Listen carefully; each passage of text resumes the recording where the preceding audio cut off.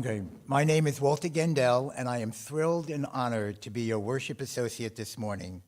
I also want to extend a big, warm welcome to all of you to the Unitarian Universalist Church of the Desert this beautiful, beautiful Sunday morning. Whether you are here in the sanctuary or listening online, I am so glad to see you all. And yes, before we begin, please take a moment to silence your cell phones before it rings and everyone turns to give you a Unitarian stink eye.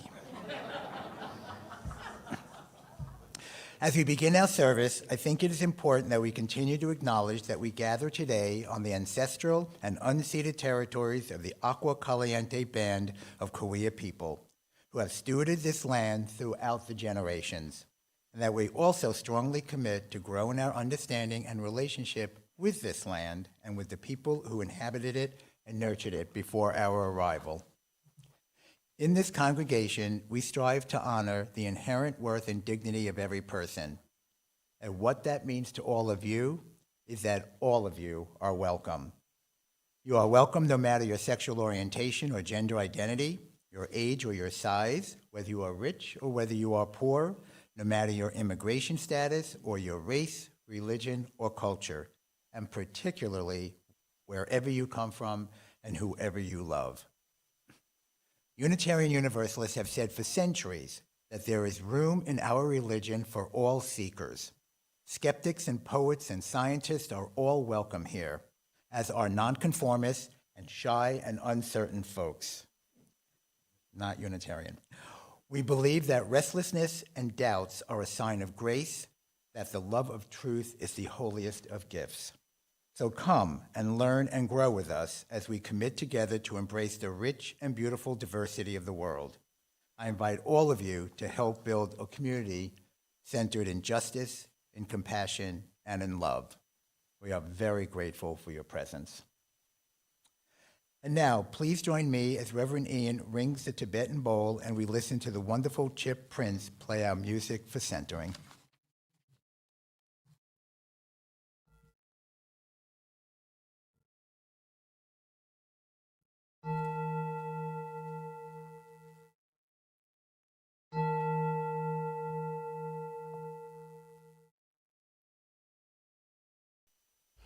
Good morning again and welcome. I am the Reverend Ian Riddell, and I have the honor and delight of serving this congregation as its minister.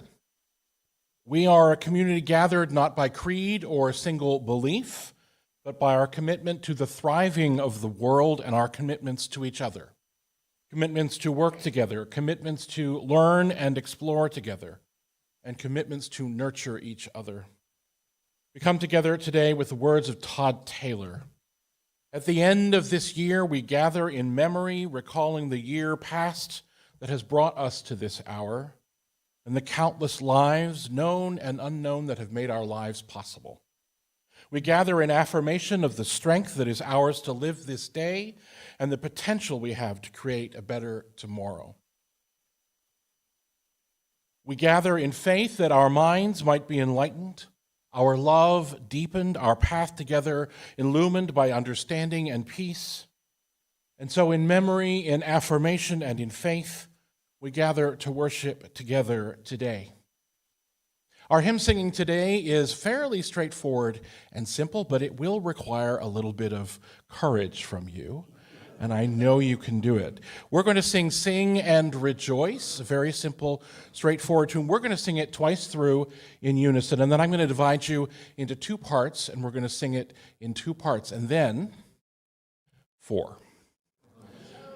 So, take a deep breath. Here's what I'm going to say to you. You can do this. I know you can. Please rise in body or in spirit as we sing and rejoice. We'll sing it twice through in unison, and then in two parts, just follow me. I'll tell you what to do. Sing and rejoice, sing and rejoice. May all things living now sing and rejoice again. Sing and rejoice, sing and rejoice. May all things living now sing and rejoice. Let's do that one more time all together. Sing and rejoice, sing and rejoice. May all things living now sing and rejoice. On this side, sing and rejoice, sing and rejoice.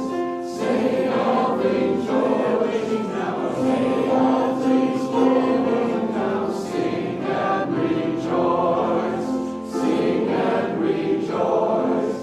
Sing and rejoice now. Sing and rejoice now. Sing and rejoice. This section on your own. 1, 2, and sing and rejoice, sing and rejoice, sing and rejoice, sing and rejoice, sing and rejoice, sing and rejoice, sing and rejoice, sing and rejoice, sing and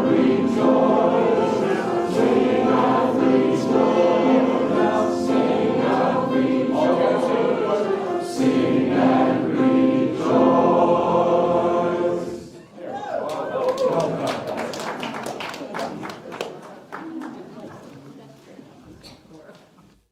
Wow. Okay. All right. If you'll now join me as Reverend Ian lights our chalice, please join me in the words which you can see on the screens above. May love be the spirit of this church. May the quest for truth be its sacrament and service be its prayer. To dwell together in peace, to seek knowledge and freedom, and to help one another in fellowship. This is our aspiration. And I would now like to invite Dave Emerson to join me as we light our BIPOC candles.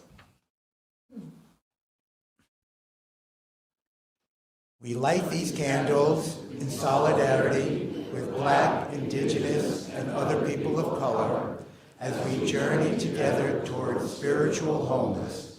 May we, as a beloved community, work to dismantle racism and all forms of oppression. May we live out our values so that justice, dignity, and equity for all prevail. Thank you, Dave.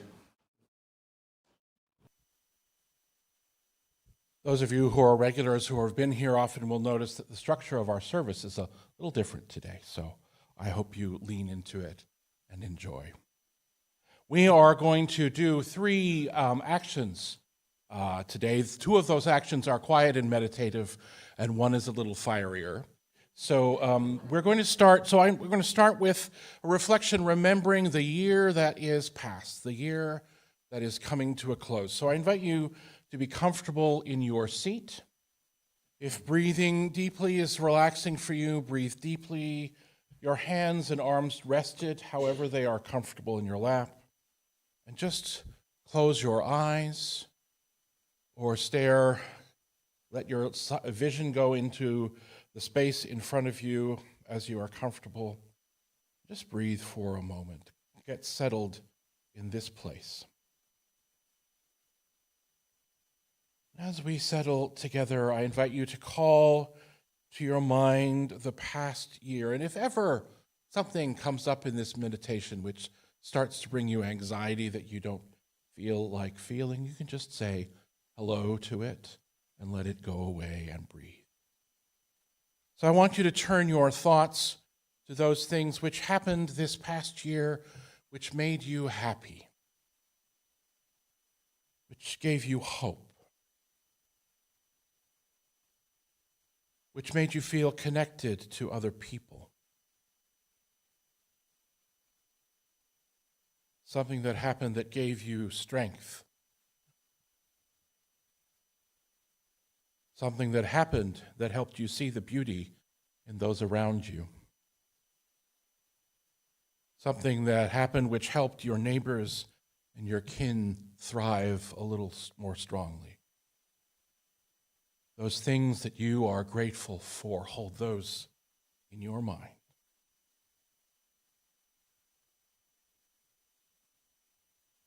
Sometimes there were hard things too. You might be grateful for those too. Call to mind those things that you are grateful for, that you want to say thank you for. And hold those in your heart as you breathe in the embracing love of this community.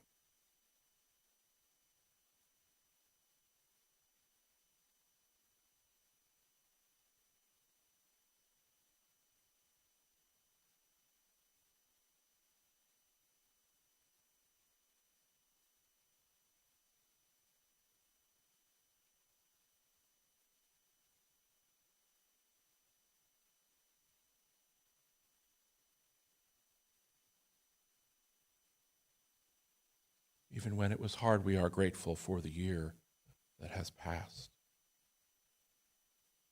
Hold that gratitude in your heart as I share a shorter reflection with you this morning. We've come to the point in the year where in just a few days we will see the end of this year and the beginning of a new one. It's an arbitrary point that we have given meaning to over time as human beings.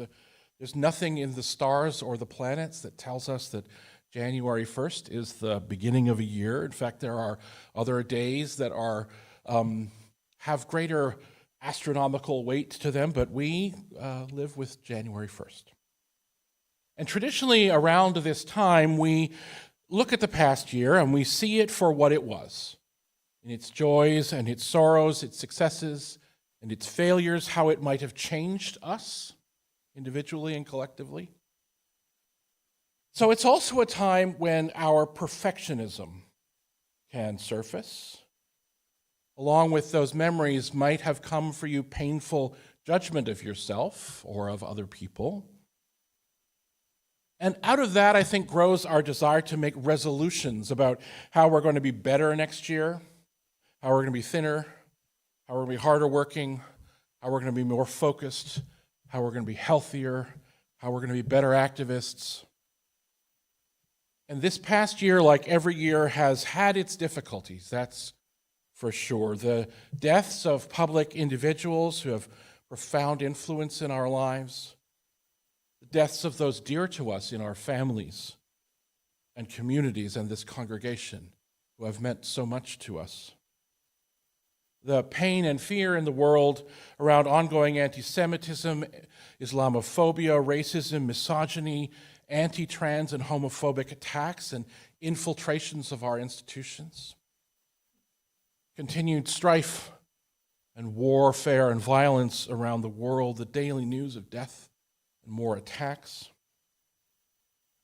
An election that brought out the worst in our culture and often in ourselves, and which showed the deep cracks in our not-so-unified society, and then the reassertion of the leadership in our national institutions of people committed to chaos and cruelty and greed and discrimination. And so, how do we make resolutions in the face of all of that? Well, those of you who have been around a long time know I'm a knitter and very proud of it. And we knitters have these things we call WIPs, W-I-Ps, works in progress. And there are some people who are monogamous knitters.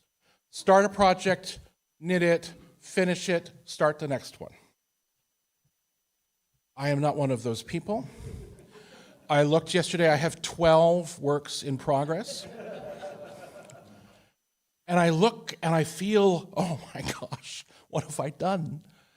So we look back on this year in the past and we look at all of this stuff that is unfinished in our lives, in our own life, in the life of our country, of our community, and we wonder, what do we do?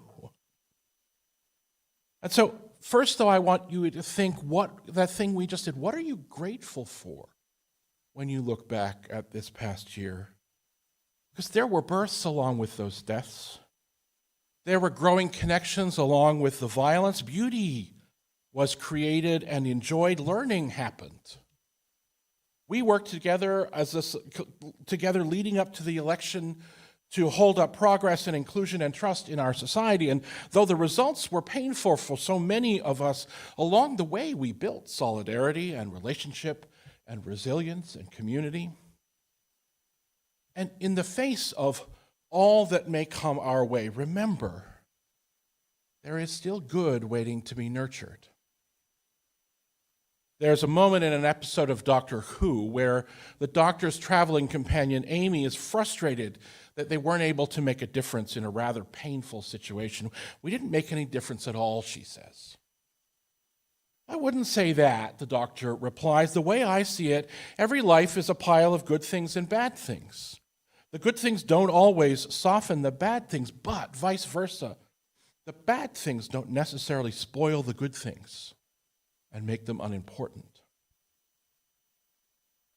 Remember that there is love and joy and connection waiting to be nurtured, even in, especially in the hardest of times. And you will make the promises to yourself that you need to make. You'll figure those out. But as you do that, I want to invite you to hold in mind what Pema Chodron shared from one of her teachers. She said, Zen master Suzuki Roshi once looked out at all of his students and said, all of you are perfect just as you are, and you could use a little improvement. That's how it is. You don't start, she continues, you don't start from a view of I'm fundamentally messed up and then I'm bad and therefore I have to get myself into shape. Rather, the basic situation is good, sound, and healthy and noble, and there's work that we need to do because we have ancient habits which we've been strengthening for a long time, and it's going to take a while to unwind them. You are perfect just the way you are, and there's a little work to do. But also in these painful times, we have to commit to remembering that we are not alone in the coming year with all of its uncertainty and possibility. You are not alone. Commit to yourself to reach out when you are in need. Reach out when you see another in need. Commit to rely on each other. Resist the vicious lie that kindness makes you weak. I'm going to say that again. Resist the vicious lie that kindness makes you weak. In the midst of whatever struggles may come, remember the Christmas message that each person we greet, kin, friend, neighbor, stranger, each person is a child born into possibility. Each person is still possibility and hope. Remember the Hanukkah message, that there is hope for those who keep the flame of love and faith lit. Remember that your kin in your life need your commitment to their survival and thriving too. Commit to speaking out for love and solidarity. Commit to resisting the effects of hatred and violence, even when your life is safe.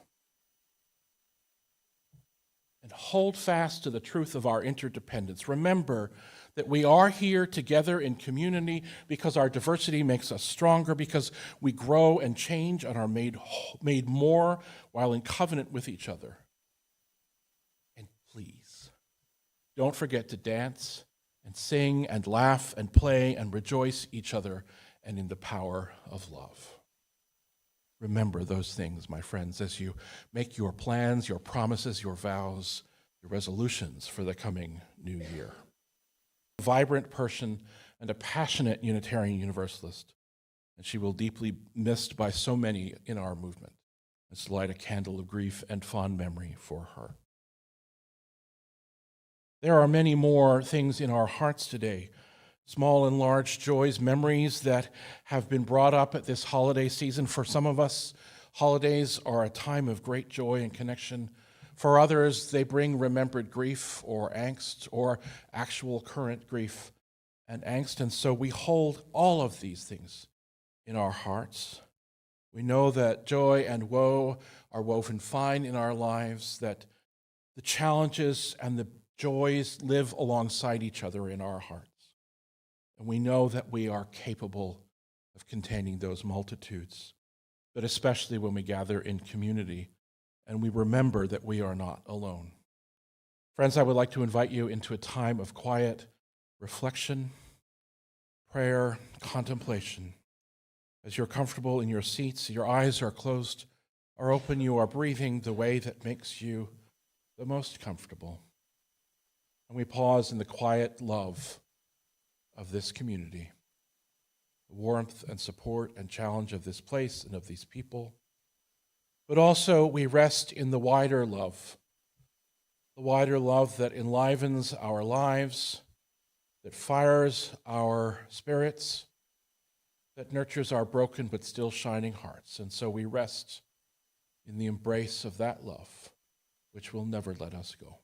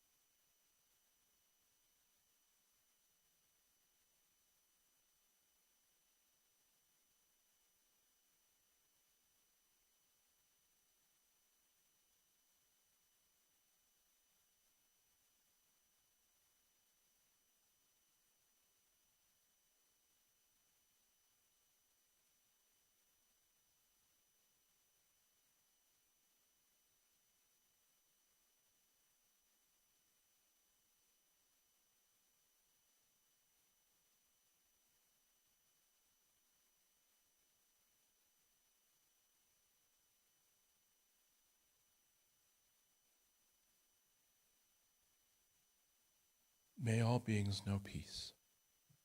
May all beings know an end to suffering. May all beings know love. Dear ones, will you join your voices with me as we sing our hymns of meditation, Spirit of Life, Fuente de Amor.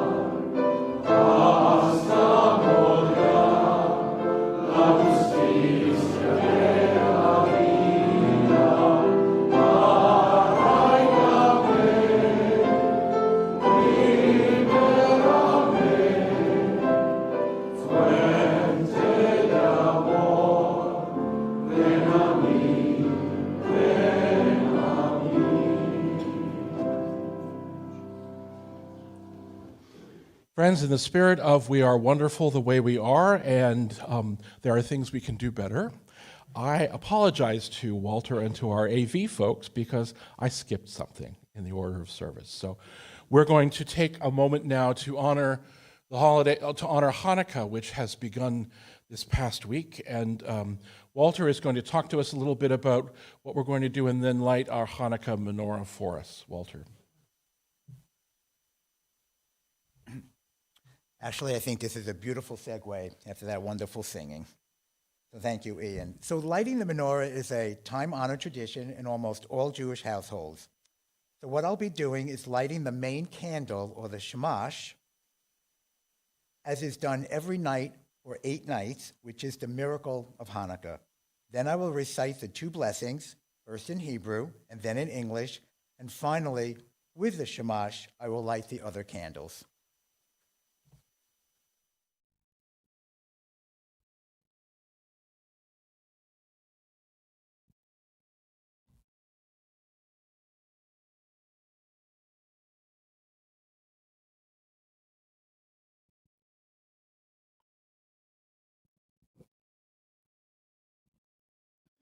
Baruch atah Adonai Eloheinu melech olam asher kitshanu bo mitzvahotav v'tzivanu lehadlik ner shel Hanukkah.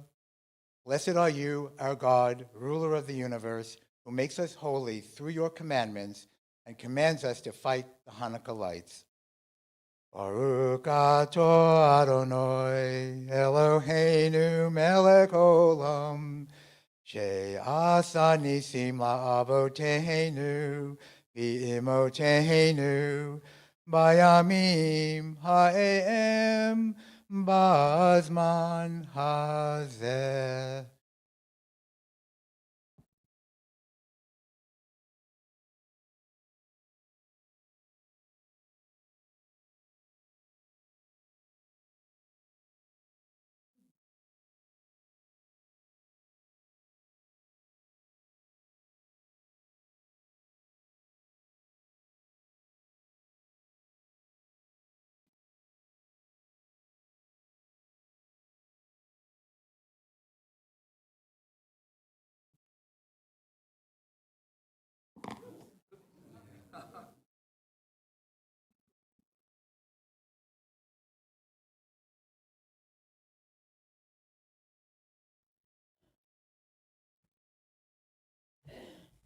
Thank you, Walter.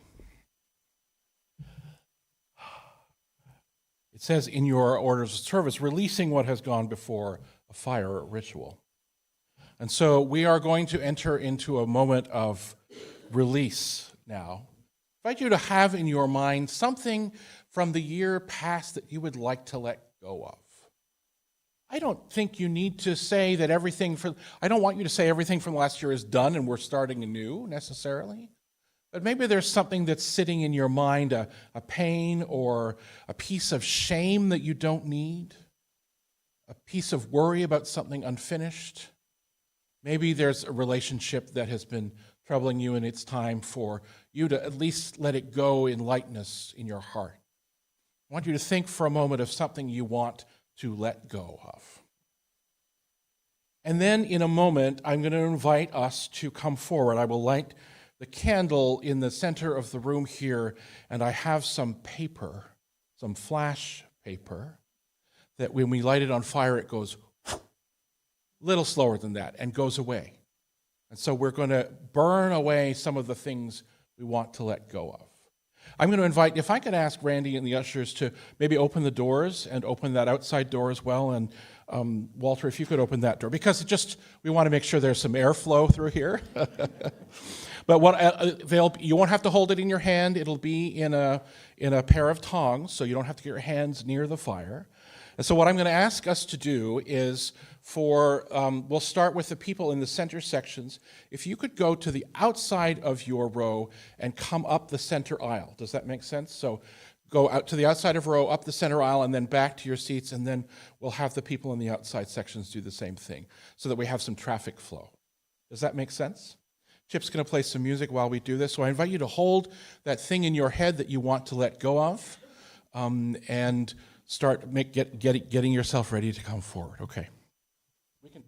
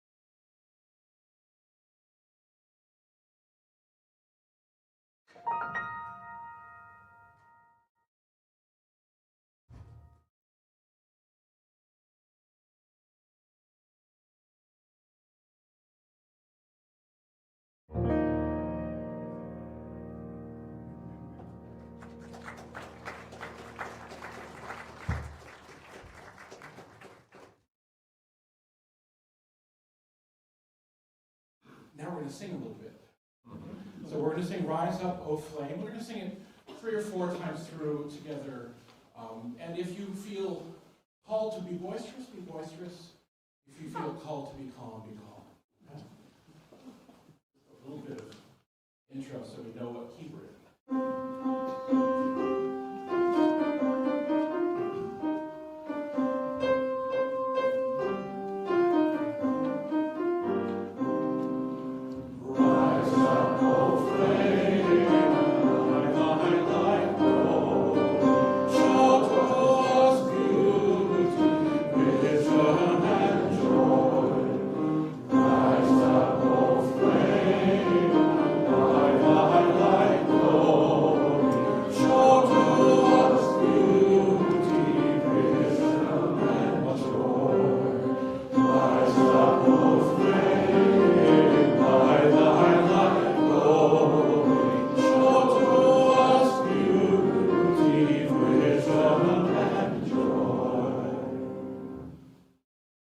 To be relaxed in your seat. If you can, and if you are comfortable, your feet on the floor. If you can't, your feet however you can. Feel the earth underneath you. There is carpet and liner under the carpet, and concrete under that, and under that is the earth below us all. The earth which nurtures us, gives birth to us, strengthens us, holds us up, keeps us safe. Feel the earth, feel your connection with the earth. The lifeblood of the earth flows through your veins, through your feet and your legs and your torso and your arms and your neck, your head, your spirit, your mind, your heart. Feel connected to that deep earth which holds us all. In that connection, feel your connection with all of those who came before you in your family of blood, in your family of choice, your family of necessity, your neighbors, your children, your children's children, your neighbors, all around you, holding you, breathing through you. As we breathe in this space connected to the deep earth which nurtures us, connected to those who came before and will come after us, we hold gratitude for the love which holds us all. Gratitude that turns us to openness, to possibility, to the wondering of what might come next. Even if we don't know what it is, even if it feels uncertain and shaky, we know that we are connected as we move into the future, connected to those who came before, connected to those who move with us, connected to the earth which nurtures and sustains us, rooted, connected, loved, and open to possibility. This we carry with us as we move through our day.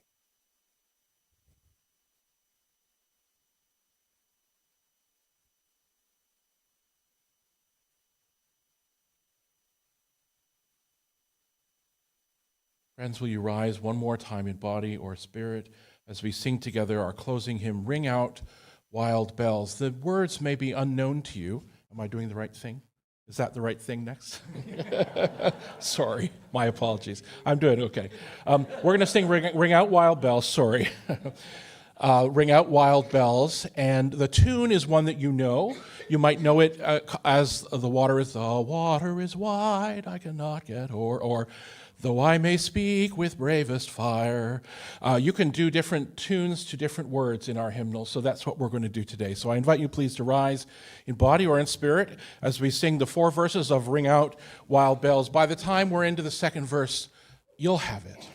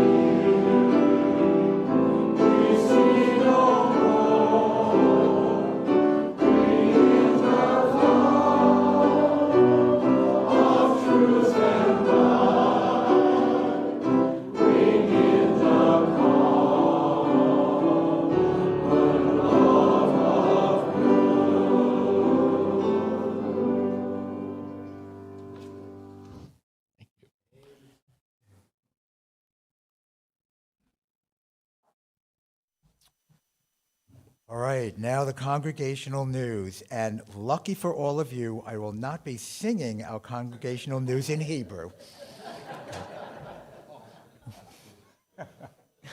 Prior to sharing our congregational news with you, however, I do want to take this opportunity to thank the many, many, many people that help organize and deliver our service this morning, without whom the service would not be done so beautifully. So thank you to our AV team, our hospitality team, our greeters and ushers, our wonderful graphics, our fabulous pianists, and the folks who set up and take down the tables for our coffee after service. But most of all, I want to thank you all for being here and continuing to strengthen our community. Your presence is a blessing. So to start, since we were thanking the greeters and ushers, I would like to say that if you can please sign up to be a greeter or usher, we do have open slots in January and February. So thank you. And also, after service today, please enjoy coffee, treats, and conversation, particularly those who are joining us for the first time. We would love to meet you and get to know you better. And then join us at our Labyrinth at 11:30 for our first of hopefully many poetry readings. And now I'd like to call our esteemed president of the board, Bob Rancourt, to the podium to make what I think is going to be a very tasty announcement. Good morning, everybody. Thank you, Walter. So you know what I'm coming up here for, right, guys? Hello out there in hybrid land. We're having a bake sale, bake-off, coming up on January 19th. Did you know that the theme of that service of January 19th is how to love the stranger, how to love the people we may not care for, the people we don't know? And what a great time to have a bake sale after service, sit down, break bread with one another, and perhaps buy a little treat for somebody you see all the time at church but you've never spoken to.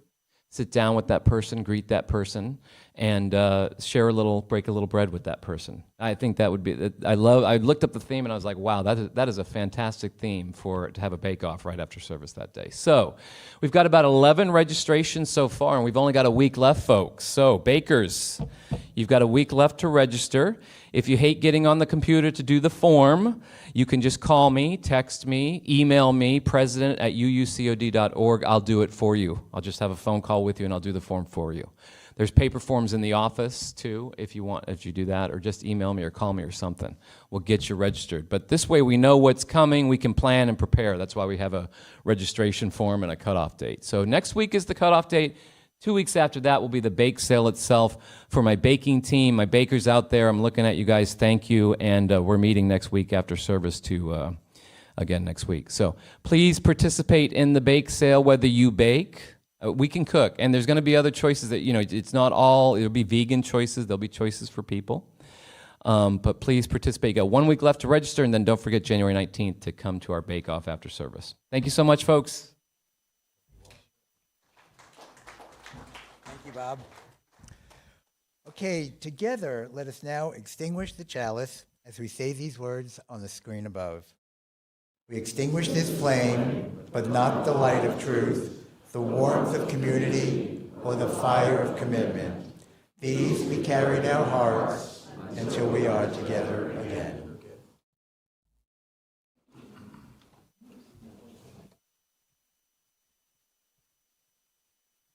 Friends, dear ones, as we depart from this place, ready to journey out into a new day, a new year, we hold the fire of our chalice in our hearts.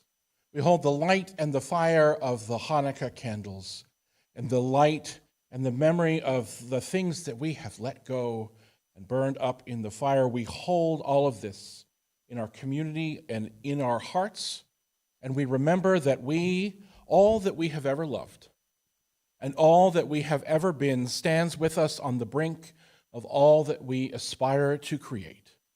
A deeper peace, a larger love, a more embracing hope, and a deeper joy in this life we share together. Go in peace, my friends, to love and serve the world.